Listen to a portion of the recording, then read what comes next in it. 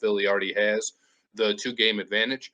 I just think it's really impossible to deal with Embiid on some nights because he's really, people talk a lot about like Kristaps Porzingis being the unicorn or some of these other guys, and Embiid's right up there with the unicornness. Sure. I know he's big, but he's not just somebody that's down like on the post giving you Hakeem Olajuwon to type of moves. I saw a play from the last game where he's dancing basically on the sideline and hits like this turnaround three, and then they zoom into these guys on the Raptors bench and they just got their jaw drops. What are we about to do with this guy?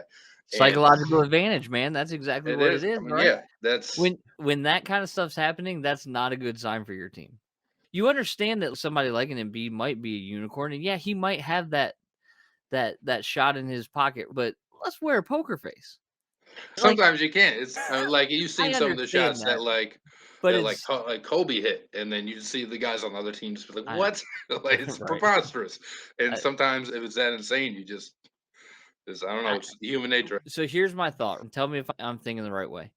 In order for Toronto to make this any type of series, it's an obvious statement, but if they're going to get to 6 games, both games in Toronto have to be won.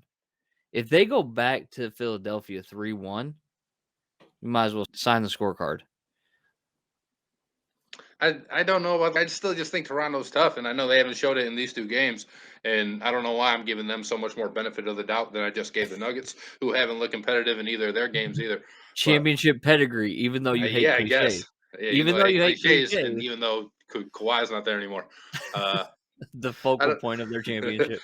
I don't know. It's just tough to see the Raptors getting like ran off the court like this because all year they've been a team that's overachieved, and maybe that's the calling card right there is, they're not that good in the first place. This is where the rubber meets the road. But I wouldn't be surprised if they won these next 2 games in Toronto, honestly. And I don't think they're a team that's just going to lay down like in game 5 if they're down 3-1. Yeah, I don't see them laying down. I just think if you end up back in Philadelphia 3-1, that's going to be a very difficult game. Your back's against the wall. You cannot lose that game.